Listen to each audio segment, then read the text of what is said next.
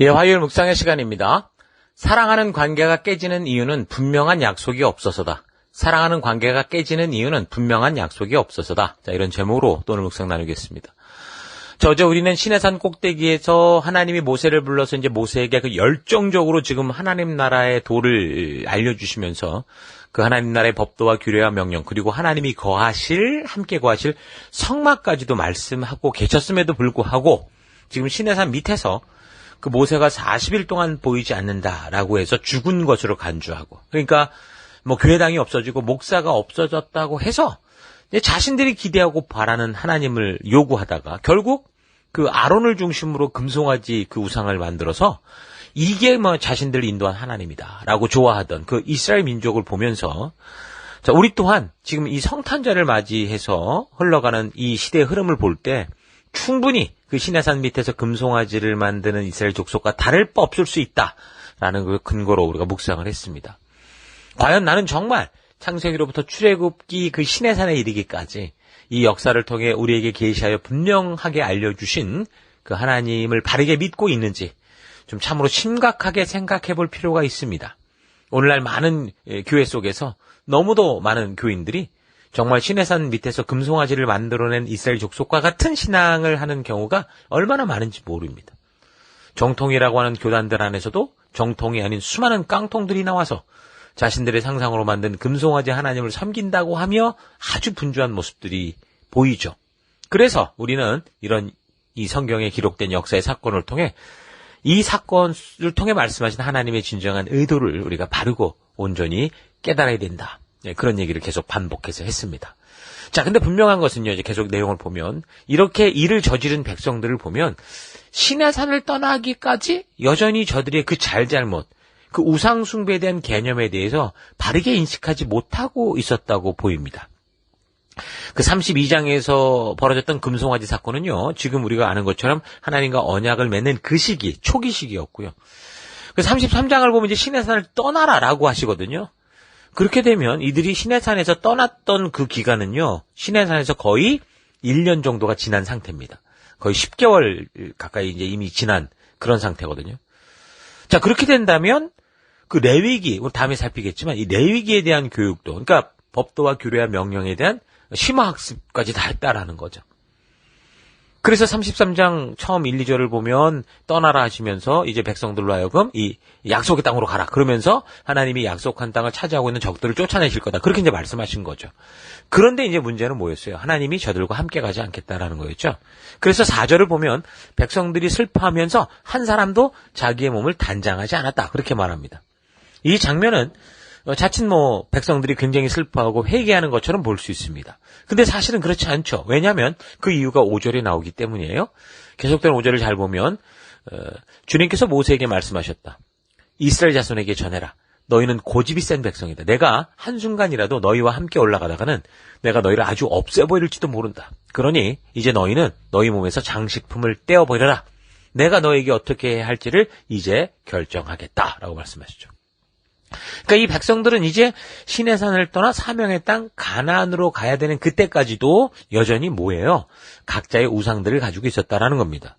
왜냐하면 여기서 하나님께서 떼어버리라라고 했던 단장품, 장식품 이런 건 뭐냐면 그 당시 고대 근동사회에서 우상 숭배를 위한 일종의 신상이었습니다. 그러니까 이들은 하나님께 회개한다고 하고 사명대로 살겠다고 해서 또한 하나님의 법도와 규례의 명령들을 그래서 들었을 건데, 다시 말해서 오늘날로 말하면 설교를 분명히 들은 거예요. 교회당에 와서 설교를 듣고 이런 얘기 저런 얘기를 성경의 근거를 가지고 다 들었는데, 그런데 살아가는 삶의 현장에서 어때요? 여전히 자기의 욕심을 채울 또 다른 우상을 몸에 지니고 있는 거죠. 내 욕심을 따라 살고 있는 거예요. 내가 기대하는 것을 늘 바라보기만 하는 거예요. 그러니까 그런 우상을 지닌 채 지금 하나님 주신 사명의 길에 나아갔다라는 거예요. 자기의 욕심을 가지고 자기가 상상하는 하나님의 모습으로 지금 하나님이 보내신 사명의 길로 가려고 하고 있다 그거죠. 여러분, 하나님은요, 두 마음을 품는 것을 가장 싫어하십니다. 예수님도 말씀하셨어요. 마태복음 6장 24절. 아무도 두 주인을 섬기지 못한다. 한쪽을 미워하고 다른 쪽을 사랑하거나 한쪽을 중히 여기고 다른 쪽을 업신 여길 것이다. 너희는 하나님과 재물을 함께 섬길 수 없다. 근데 오늘날 교회와 교인들의 문제가 뭡니까? 하나님과 재물을 둘 다 섬길 수 있다고 생각을 하거나 또는 하나님을 내 재산을 모으는 일에 동원시키는 일꾼처럼 생각하는 겁니다. 아마 이런 정확한 예가 우리가 이미 살폈던 예로 본다면 야곱의 이야기일 거예요. 창세기 35장의 역사를 보면 야곱이 자기 중심적인 생각으로 그 세겜 땅으로 갔다가 그 딸 디나가 강간당하고 그의 오빠들인 레이와 시몬이 나서서 그 세겜 족속들을 다 살육한 후에 그 충격으로 야곱이 그동안 자기가 하나님의 이름을 부르며 살았어도 여전히 자기 중심적으로 이해하고 자기가 기대하는 하나님을 만들어 살아왔던 그 삶을 깨닫게 됐고 비로소 하나님과 처음 약속했던 그 베델로 다시 복귀하는 걸 보게 되는데 그때 뭐라고 그랬냐면 창세기 35장 4절 그들은 자기들이 가지고 있는 모든 이방 신상과 귀에 걸고 있는 귀고리를 야곱에게 가져왔다. 야곱은 그것들을 세겜 근처 상수리 나무 밑에 묻었다라고 말씀하죠. 자, 그러니까 항상 교회에 왔다고 해도 시내산까지 왔다고 해도 이렇게 하나님께서 언약을 맺으시며 하나님 나라 백성답게 살게 하시는 그 이 법도와 규례와 명령과 그 약속들을 계속 말씀하시는데도 그러니까 쉽게 말해서 설교를 계속 듣는데도 그래서 하나님 나라 백성다운 삶의 가치, 그 십계명 참된 의미, 십계명의 참된 의미, 그에 따른 법도와 규례의 바른 의미를 그래도 모르면 어떻게 되는 거예요? 이렇게 여전히 세상의 우상 흔적들을 가지고 교회 안에서 살아가면서 마치 아무렇지도 않은 듯 하나님을 금송아지로 오해하면서 자기들끼리 종교 생활을 하는 그런 삶이 될 수 있다는 거죠. 예수를 믿노라 하면서 교회에 나와도 여전히 자기가 만든 우상을 찾는 오늘날 이 교회와 교인들의 현장인 겁니다. 하나님은요 이런 회개를 원하는 게 아니에요. 이거는 회개가 아니라 후회라고요. 회개는 뭡니까? 하나님의 말씀에 비추어 내 잘못을 인정하고 나를 하나님의 말씀의 가치대로 바꾸는 게 회개예요. 그래서 회개는 반드시 변화가 따라옵니다. 그 후회는 뭐예요? 자신이 이루고자 한 그 욕심을 이루지 못했어요. 그래서 다른 방법으로 했을 걸 하고 후회하는 거죠. 그러면서 끝까지 자기 것을 고집하고 있는 상태를 후회라고 할 수 있어요.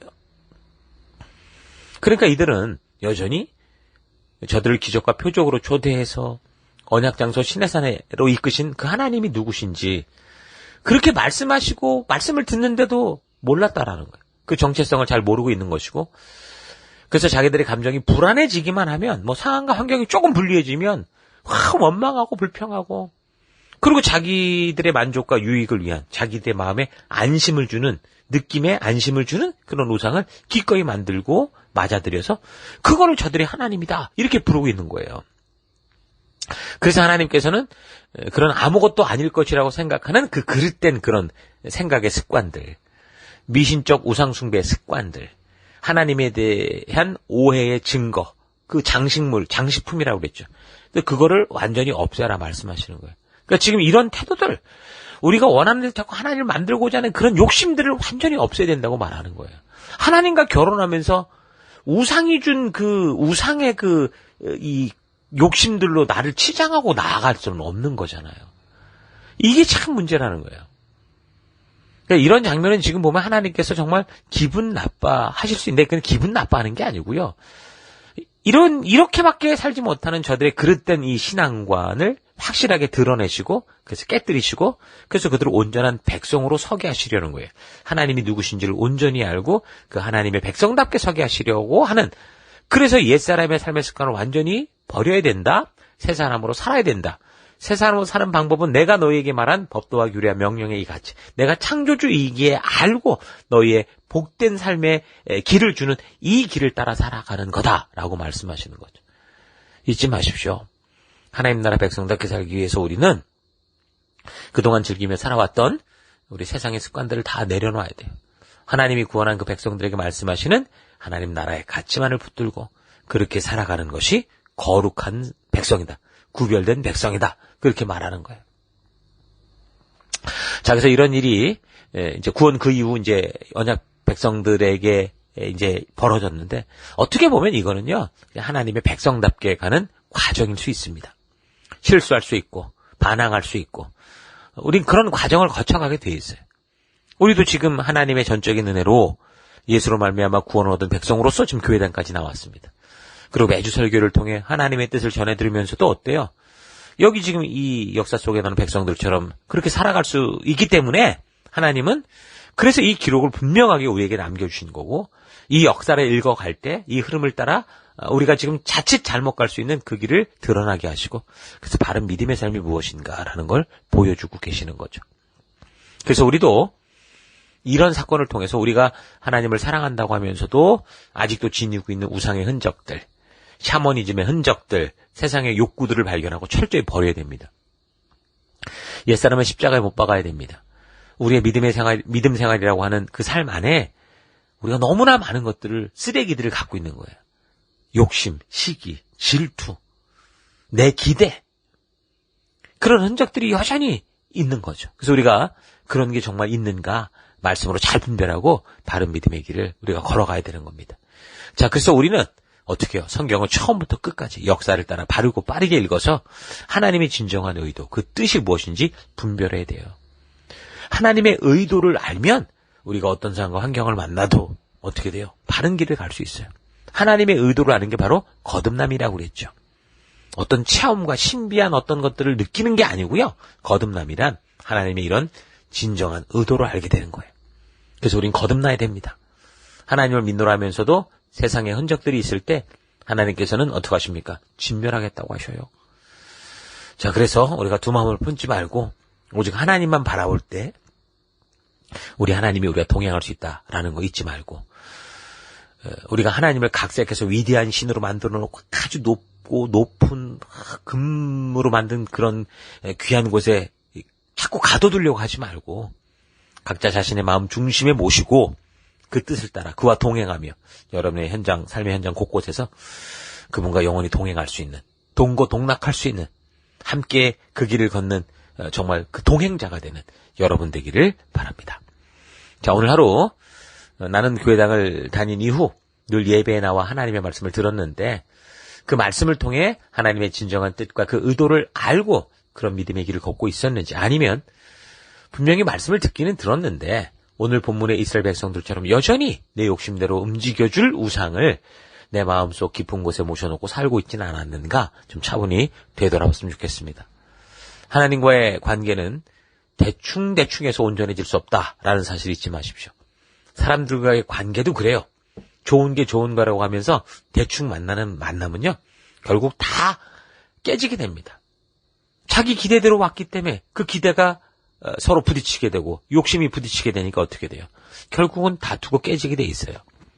인간관계에서도 지금 사랑이 너무 서로가 좋아하는 게 너무 마음이 커서 동거를 하고 서로를 희생하고 기뻐하며 살아도 좋다. 그렇게 한다고 해도 결국 사람은 어떻게 해요? 그 사랑이 함께 약속하고 기대하는 기준에 서로 함께 이르지 못하면요, 결국 다 비참하게 그렇게 사랑했다고 한 사람들이 서로를 비난하고 미워하며 이혼하고 깨지고 파괴될 수밖에 없는 거예요.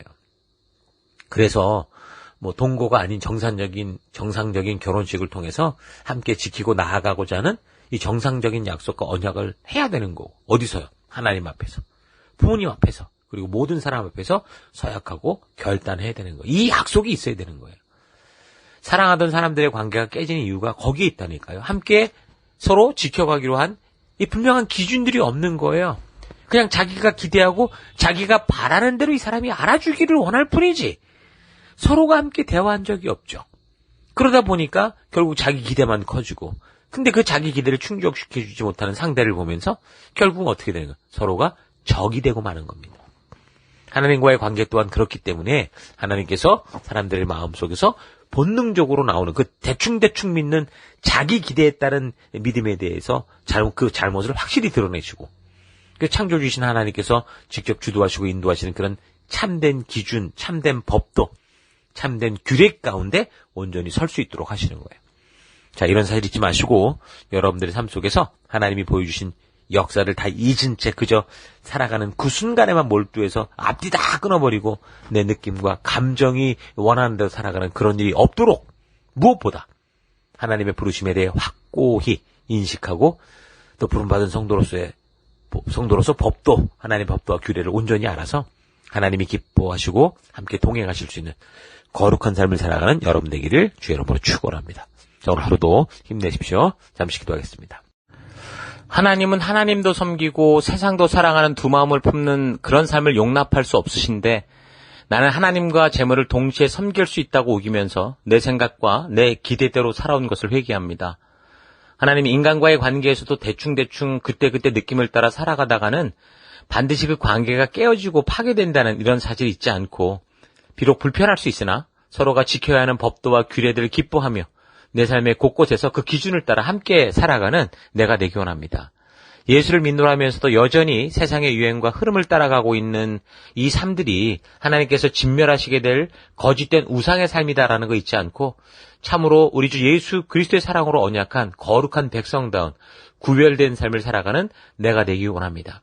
하나님, 사랑의 관계가 깨지는 것은 우리가 자유롭지 못해서가 아니라 우리를 하나 되게 하는 기준이 없어서라는 거 잊지 않고 오직 주의 말씀을 기준으로 삼아가는 그런 하루, 그런 오늘이 되길 원합니다.